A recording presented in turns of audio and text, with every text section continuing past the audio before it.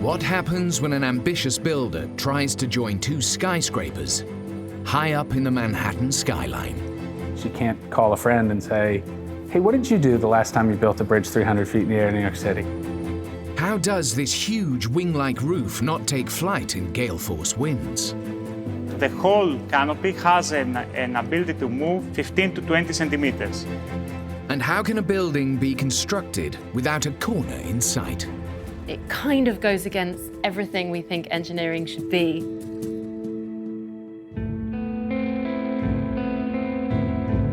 This is the age of the extraordinary. This house always is on the verge of falling down.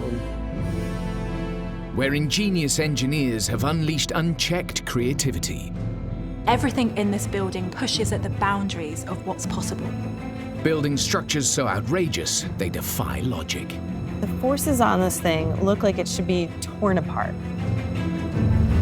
Now their secrets are revealed, discovering the incredible stories of their construction. These are extraordinary feats of engineering. To try and understand, how did they build that?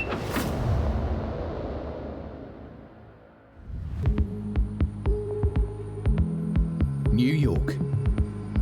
With the total area of buildable land worth over $1.7 trillion, its eye-watering prices have created one of the world's most memorable and expensive skylines.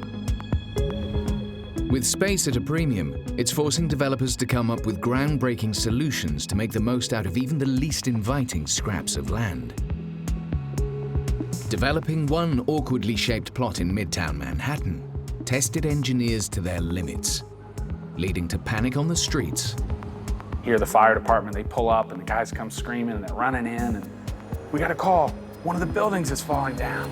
And creating the city's first Skybridge in 80 years, giving rise to one of New York's most incredible new skyscrapers. This is the American Copper Building.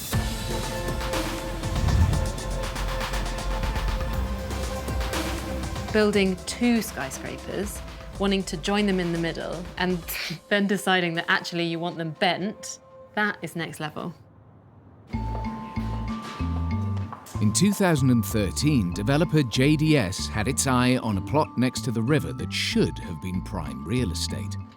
But the site came with a major problem: New York City's zoning laws. The rules that decide what can be built and where. The zoning of this site was prescribed before we bought the site. That approval prescribed the exact footprints of the tower and the exact heights of the tower. They assumed by prescribing the footprint and the height that they were prescribing the exact building shape. But when we bought the site, we didn't want to create two buildings. We wanted to create one building. There was an existing building in the corner of the plot and a piece of land that had been zoned as a park. So how could they create their dream of a single building?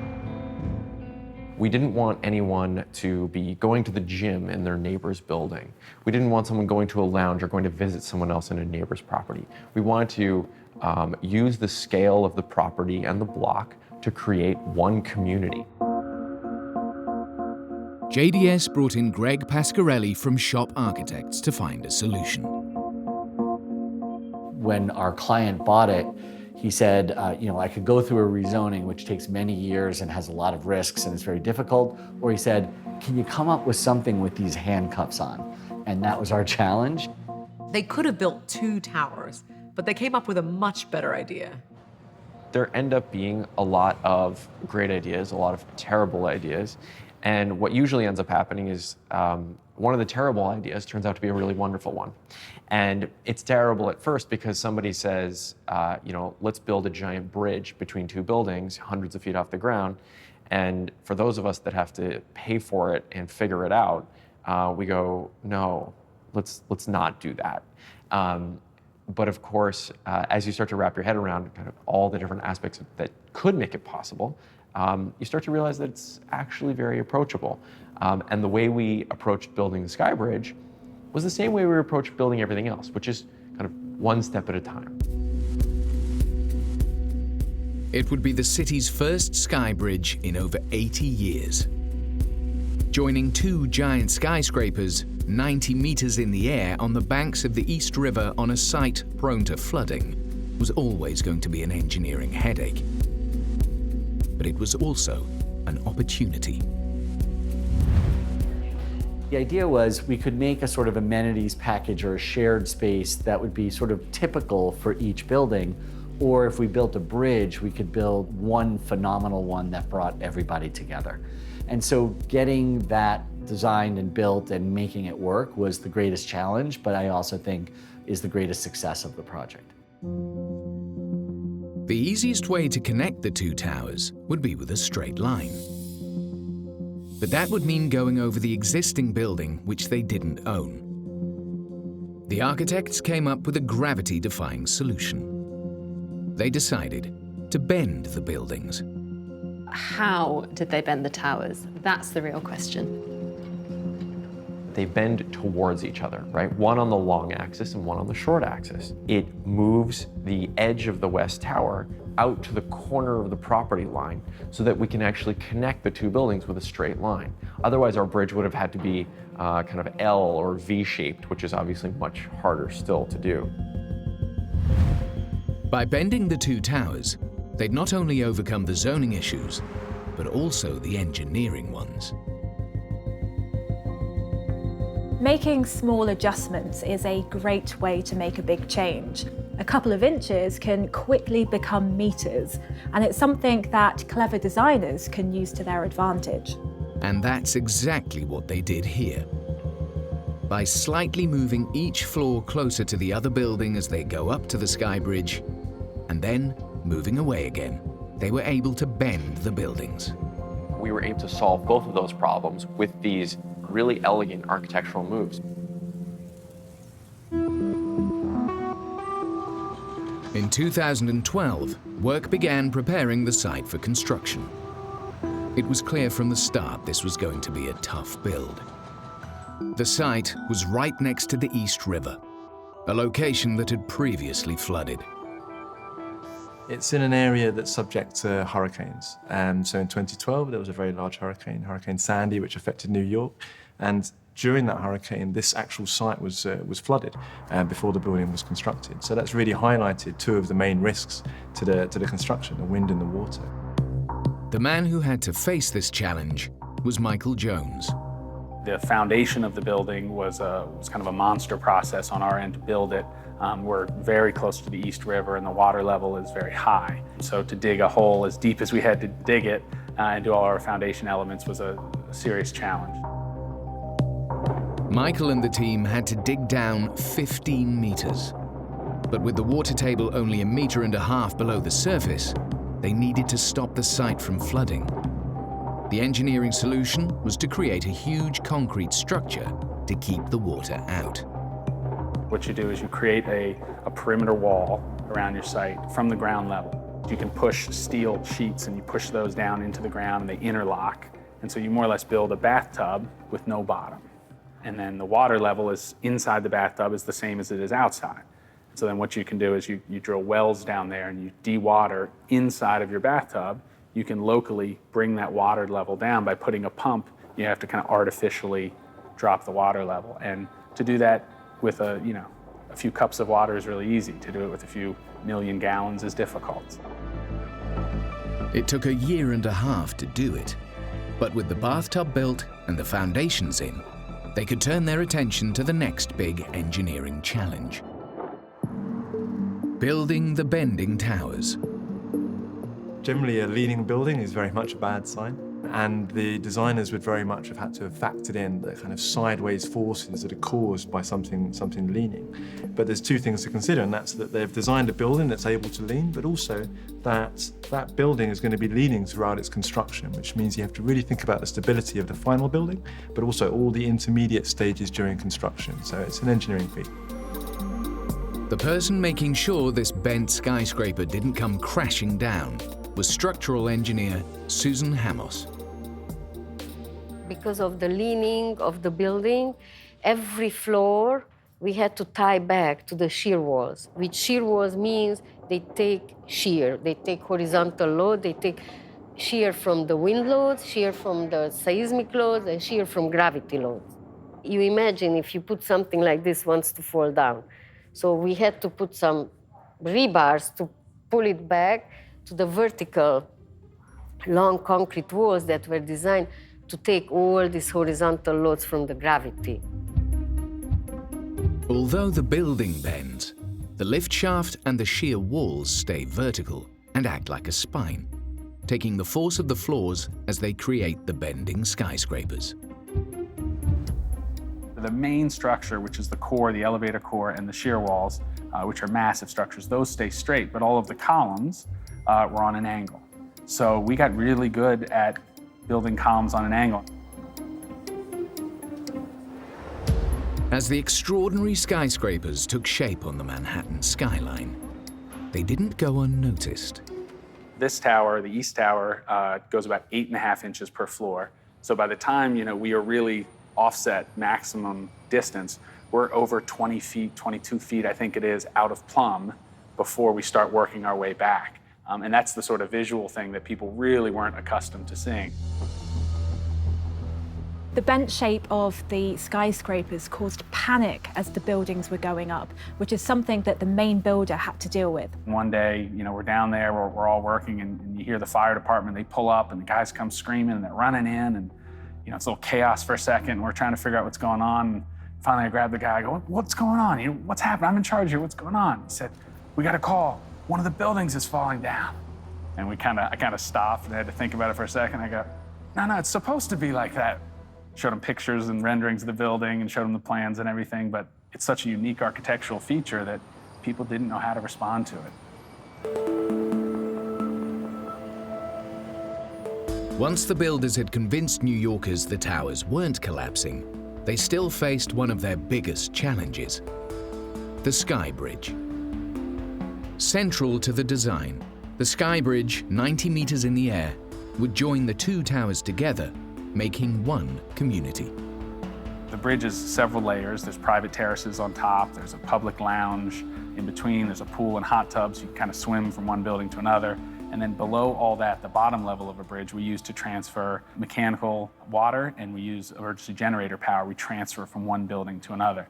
And that's really my favorite part, is that it allows us some kind of leeway in terms of where we put equipment, so each building doesn't act isolated to each other. The bridge came with some serious engineering challenges. How would they stop the hurricanes that regularly hit New York, tearing it apart? The biggest design constraint on tall buildings in New York is wind. So buildings move back and forth towards each other and away from each other. The total movement between the two buildings is about 12 inches. 12 inches is in a windstorm. So that movement is our number one challenge. From a structural perspective, that Skybridge is like putting a toothpick between two rocks. Skyscrapers are built to cope with high winds, and at the top can move around a meter in any direction.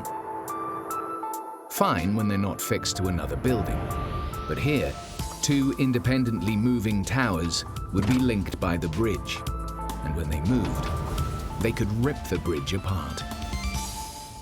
Is it possible to put a bridge there? We said, of course it's possible. So how will we do it? And we said, no problem. We'll connect it to one building and we let it slide on the other. So when the wind is hitting the two buildings, one would move out, the other one would move in, and we don't want the bridge to buckle, to pop out of its place. So we have to slide it on one side. Their solution was to join only one side of the bridge to the towers and balance the other side on huge Teflon plates, letting the bridge slide in and out of the East Tower. It slides on these giant Teflon plates that account for 28 inches of movement in total, 14 in any given direction. Now they knew it was possible. All they had to do was build it. Unfortunately, when you're doing something unique like this, you can't call a friend and say, hey, what did you do the last time you built a bridge 300 feet in the air in New York City? Building a 90-meter high and 75-meter wide scaffold tower between the buildings to allow construction of the bridge would be difficult.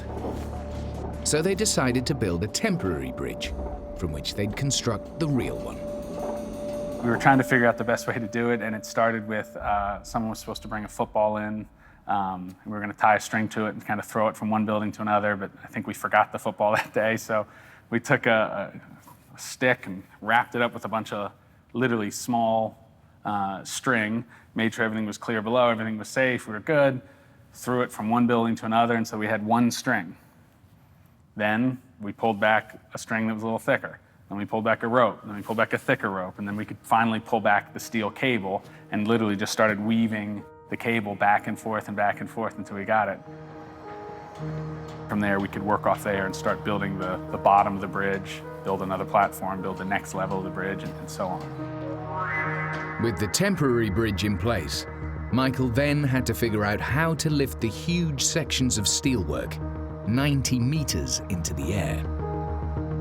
We were limited with what equipment we could actually lift it with, because as you can imagine, lifting something very heavy, probably 40 to 60 tons at that height, over 300 feet in the air, requires a serious piece of equipment, and you can't always fit serious piece of equipment in New York City. To lift the giant steel trusses, the skeleton of the building, into place, the builders attached a tower crane to the skyscraper to stabilize it against the wind.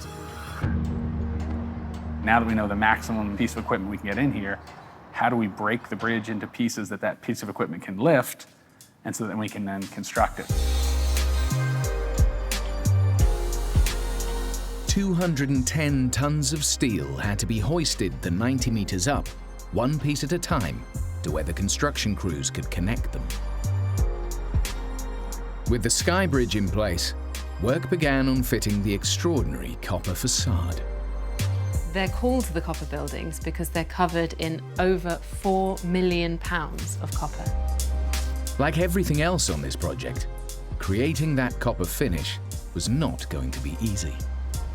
First time this idea was presented, we thought we'd have to put copper plate on the outside of the building. And we did the math on how much copper we'd have to buy, and then looked at the raw material price of copper and realized that we'd have to pay more for the copper just to get it here than we paid for the property itself, which means that we couldn't afford it.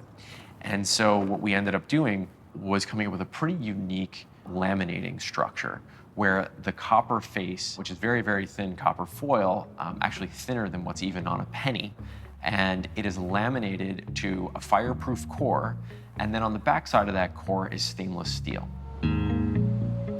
The raw copper is then left untreated and open to the elements. Copper's gone from shiny, penny-colored, and it will patina and continue to turn green. The rest will be done by the weather over the next 50 years.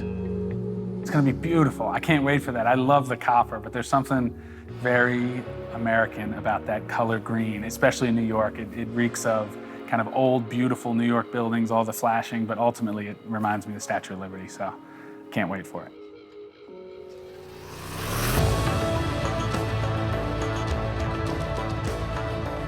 The designers and developers have truly built the incredible from the impossibly difficult.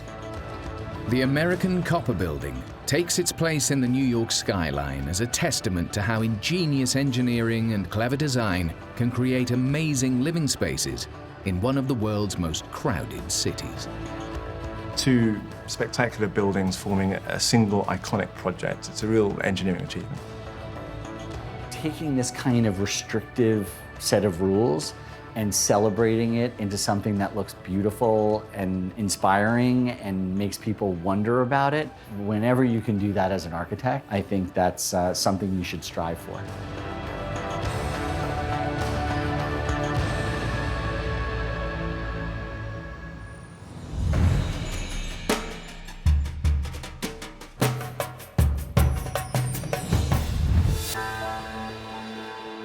"5,000 miles from New York, in the ancient Greek city of Athens, engineers and architects have been battling Mother Nature to create an enormous 10,000 square meter floating roof.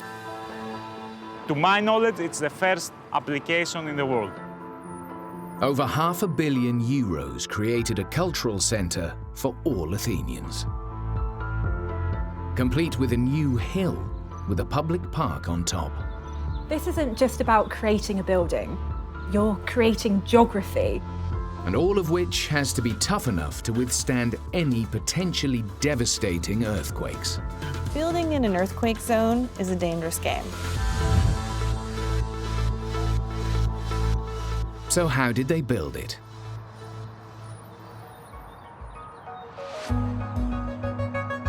In 2006, the Stavros Niarchos Foundation, a wealthy philanthropic organization, wanted to give a new home to Greece's National Opera and National Library. They wanted somewhere that would inspire the people of Athens.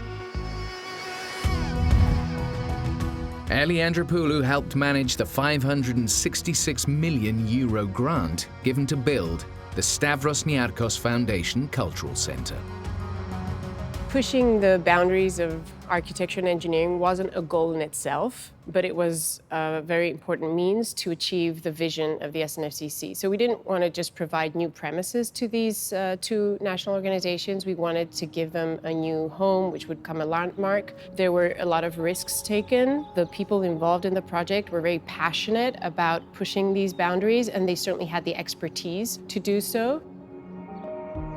The foundation turned to the company that had transformed the London skyline with the Shard, the Renzo Piano Building Workshop.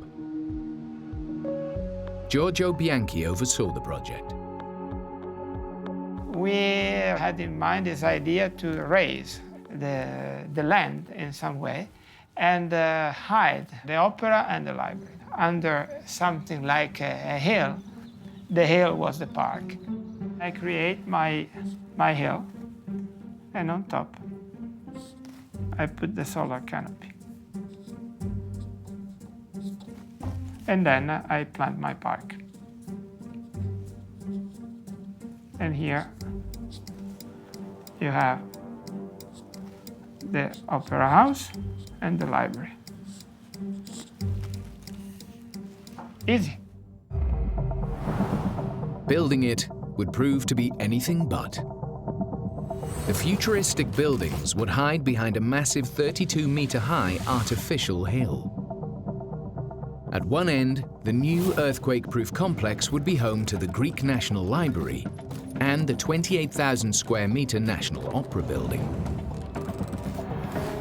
It would be topped off with a huge square floating canopy, 100 meters long, that would protect the complex from the fierce Greek sun and generate electricity to run it from 5,700 solar panels.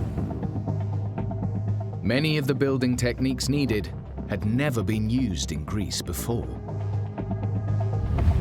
There were certainly many challenges during construction because we were pushing these boundaries in engineering. The canopy was certainly a very challenging element. The hill in the park, the seismic isolation of such a large building, all of these challenges were overcome and led to great innovation. One of the most important challenges was going to be protecting it from the Earth itself.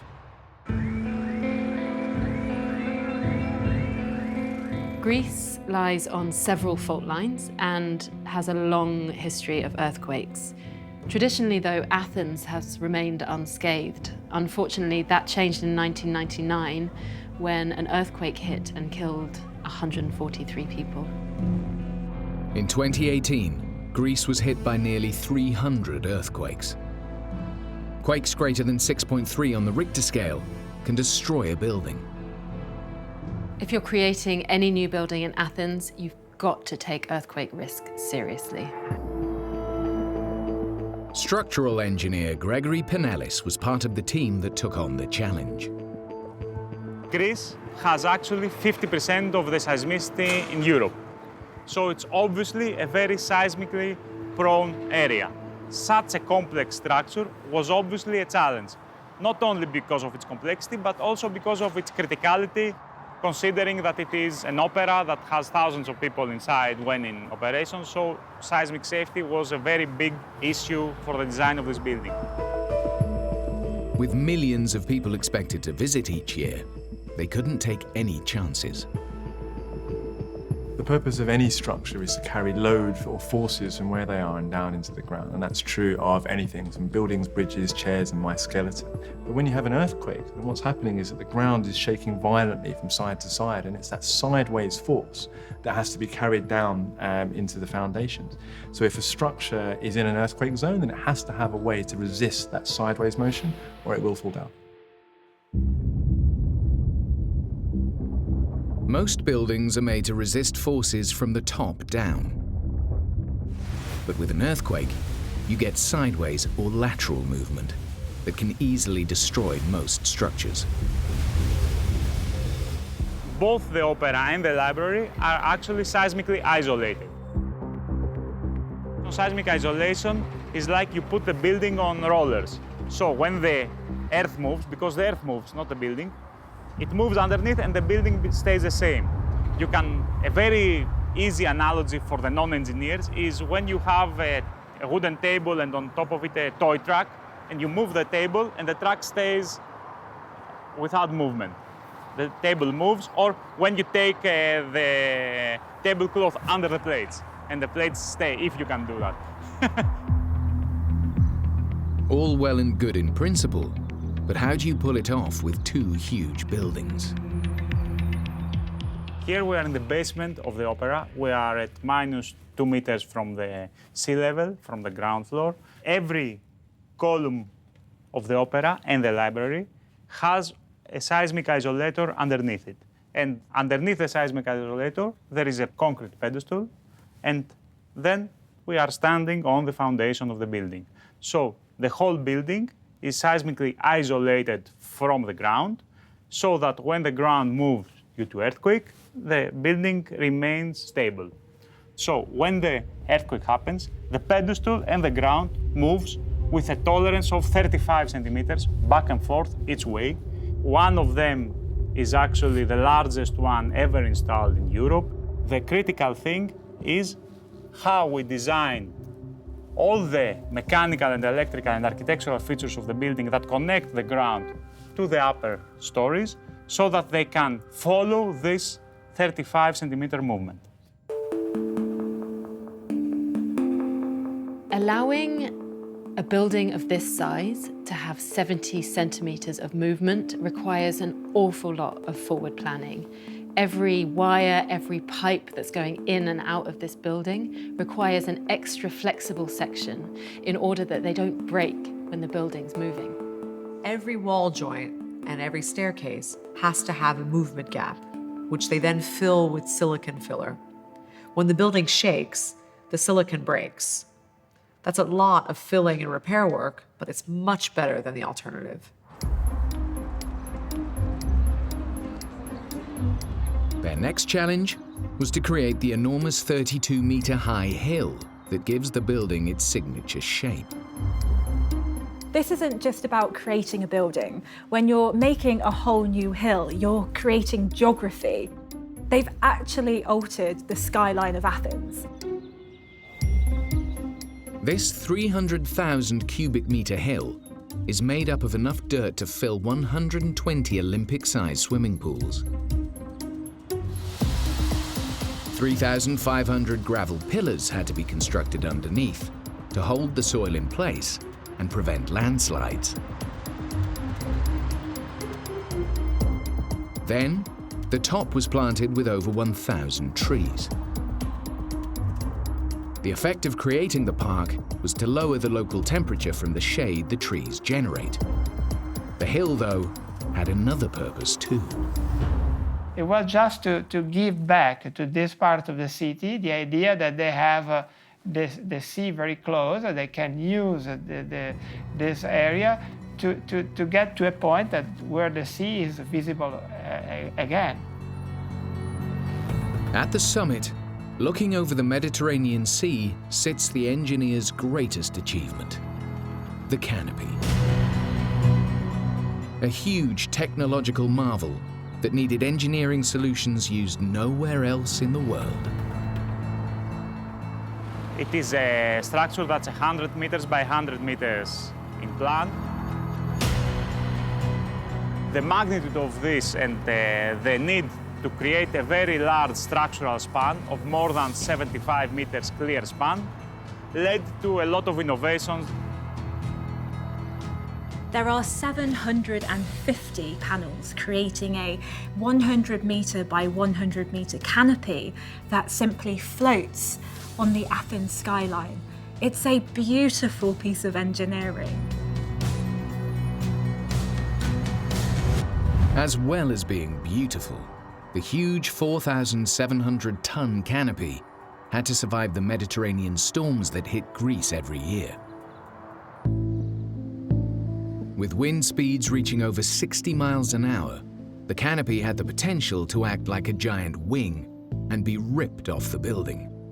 The engineers had to come up with a solution. They decided to make the roof so it behaves like a spoiler on a car, creating downforce when it's caught by the wind. So instead of lifting, it pushes down onto the supporting pillars. To test it out, they built a model to see how the wind would affect the roof. Its aerodynamic shape could survive the powerful storms. They then had to find a material that was strong enough to span the huge distance and cope with the force of the wind. They chose ferrocement. Ferrocement has been used extensively in boat building, so tankers were built from ferrocement in the 70s. And also it was used as cladding material for very elaborate buildings. Ferrocement is made of a fine wire mesh with a thin layer of concrete. It was first invented in the 1840s in France and is thought to be the first ever reinforced concrete. Ferrocement confounds our expectations about what concrete can be used for. This is concrete that is thin and delicate and light. Ferrocement can be made much thinner and outperform traditional reinforced concrete. But that requires an exact combination of cement and reinforcement. We needed to go through very extensive testing for the ferrocement. When tested, the 5-centimeter thick panels were able to support nearly 1,000 tons of force per square foot, the weight of 6 blue whales. This thin mesh of 1 millimeter diameter is not produced normally as a structural material, it's produced as a fence. The ferrocement was thin enough to keep down the weight of the structure and strong enough to span 100 meters in each direction. The next problem was that the downforce of the canopy in high winds would be enough to push the supporting columns through the roof underneath. The engineers came up with a radical solution: to build the canopy its own suspension system. Above us and below us is ferrocement. Now we can see it, the whole structure with the ribs, and we are seeing the suspension system of the canopy from the column. Instead of sitting on the columns, the canopy sits on the suspension system, which absorbs downforce even in heavy storms. The columns enter the canopy, and then it is suspended with a system of springs and dampers from the column. So it's hanging from the columns. Additionally, we have vertical brakes that don't allow the canopy to move for small winds. It only moves for large winds. The whole canopy has an ability to move 15 to 20 centimeters. This movement will only happen in a hurricane, once or twice per year. This is the actual frequency that we have vibrations of the canopy. To have the actual vertical load, 100% of it being suspended from springs, to my knowledge, it's the first application in the world. The canopy isn't only for decoration. Its 5,700 solar panels generate over 2 gigawatts of electricity a year, enough to power 1.4 million houses for an hour, and most of what the entire complex needs. This building is designed to be sleek and stylish, full of tech, really heavily engineered. It's a fantastic piece of engineering. The SNFCC took 4 years to build.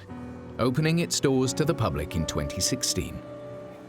The building is not only a testament to how modern engineering can realize the impossible, but built at a time of crisis in Greece, it gave hope to Athens and a modern focus to the city's history and heritage.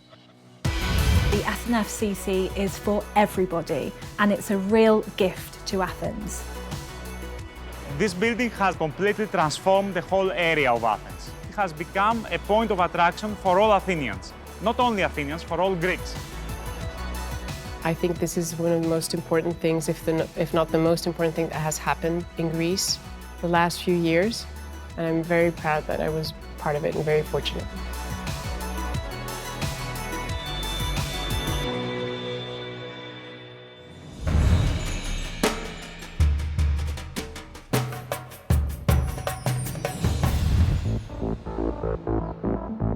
Named one of the world's most beautiful cities, modern Singapore certainly has some incredible buildings, but it also has some of the cleverest. Like the Hive, built for the Nanyang Technical University. University buildings haven't really changed since the 16th century. Boxy buildings, teacher in the front, children sitting quietly. It not only looks eye-popping, but has a revolutionary design.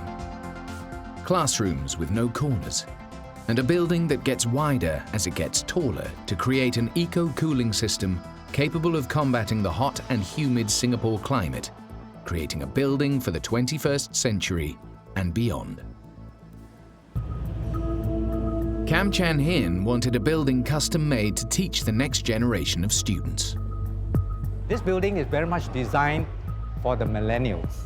The new generation of learners, they like to explore, they like to participate, and they go for quick images. The mobile phone is a good example. We felt that a building of this kind actually encourages students to speak up, to challenge assumptions, to talk to one another, and to learn from one another. Heatherwick studio architect Matt Cash took up the challenge. No corners. No corners. Okay. Why no corners? And the idea being is that in a way, corners are defendable. Kind of, you can get your back to a corner and you're kind of like this. And it sets up a kind of a dynamic in the classroom between, again, the kind of the lecturer or the master and the pupils. And they didn't want to do that. They wanted it in the round. And it's if you meet at a round table, there's no hierarchy there.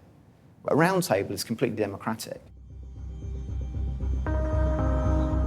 The innovations didn't stop there, because the university also wanted the Hive to be one of the most ecologically friendly buildings in the city. We have an overall target to reduce energy consumption by 30%. The only way to do that was to get rid of traditional air conditioning. When we're thinking about the geometry of the building, we're thinking about how do you cool that environment in the best way possible, not using too much energy. With a single room, we can air condition it. When we get to the scale of big buildings, though, it starts to get expensive and it's a massive drain on energy and resources. It's not eco, and we don't like it. So the Hive came with two monumental challenges: to engineer a building without a corner in sight, and to keep it cool in one of the most humid cities in the world without air conditioning. Matt and the team got to work reinventing how a university works. So we started with one classroom, which is in effect a kind of an oval shape. And then we took that one classroom and we arrayed it, we clustered it around a central atrium. And in a way, that clustering created the coming together. So each of the classrooms arrayed around a central space, and then they stagger up and climb. It's about, in a way, increasing student interactivity. That was really the beginning of the idea and the beginning of the form. The Hive is made up of 12 8-story high towers that slowly creep outwards from the base of the building. Incorporating these circular classrooms had drastically changed the shape of the structure. You've got a building that's getting wider and wider before it goes in again. It's much like a barrel that wants to fall outward. building towers that get wider was far from easy. Whenever you have anything leaning or at an angle, then it wants to move sideways, and there's that sideways force that also has to be resisted and carried on down to the ground. The consequences of not considering the stability correctly at all stages can be quite severe. The engineers tilted the columns to work with the unusual shape of the building, letting them carry the weight of the floors above straight down to the ground below in one continuous motion. The building kind of progressively steps out, so each floor is slightly cantilevered out from the next one. Now, when you're doing that with two kind of curving columns like that, the building wants to fall over. As the levels step up, at every level we have a ring beam, which is almost like in a barrel, where you have horizontal things that ties the barrel together. It stops the columns falling out, and that ties the whole structure together. You don't often see leaning columns like that. It kind of goes against everything we think engineering should be. Straight up and down, solid, robust. They may have overcome getting rid of the corners. Now they had to work out how to keep it cool. Part of our challenge really was about the environment in Singapore. It's a very hot, humid environment. How do you cool that environment? And one way of doing that is to create an atrium in the middle. And atriums work by hot air, which hot air rises, rising up the middle, and then that drags air with it and creates almost like a chimney. And that chimney draws all the hot air up and away from the building. So the geometry was generated by trying to kind of cool the middle. This is a form of passive cooling, which uses the form of the building to block, sink, and dissipate heat in a natural way. And it's a great way of really reducing the energy consumption, which is really important in somewhere hot and humid like Singapore. The shape of the building draws hot air up and out of the roof. The constant flow of air cools it, and the Hive's plants provide added shade, protecting the building from the sun. The plants inside the building help to lower the temperature in the hall. This building is totally energy efficient. It's been given the Platinum Mark for excellence in energy sustainability. Matt had met the challenges set by the university, but he didn't stop there. He wanted a building that stood out. We didn't have enough money to have a lot of different finishes. And so in effect, the floor, the walls, the cladding of the outside of the building is all concrete. People are expecting concrete to be grey, and that's the cheapest way of doing it. And if you had just a big grey building, it wouldn't have the kind of texture and relief that you would want. And so we experimented with lots of different ways of playing with concrete, treating it in a way like wet clay. On the cladding of the building, we use something called a retarder, which is, in effect, something that prevents the concrete drying at the same speed. And if the concrete's drying at different speeds, then some of it's hard and some of it's still wet, and then you wash that off. So some of the concrete exposes the stone, the aggregate inside the concrete, and some, the top surface, just a concrete finish.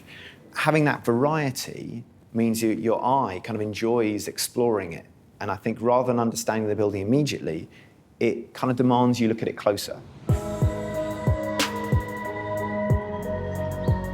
Although it's a radical design, the building's already won the hearts of the community. It's called the Dim Sum building by some locals. That is because the shape also resembles the tiffin trays that are used to serve the dim sum. It's obviously a really beautiful structure. It'd be a great and interesting place to work. From what we know, the students actually love the place. Of course, it's very iconic. It's become a bit of a tourist spot. We're very proud of it. The Hive created an environment that challenged the idea of how a university should work, and succeeded beyond all expectations, showing how engineering isn't only about keeping a building standing, it's about changing what's possible.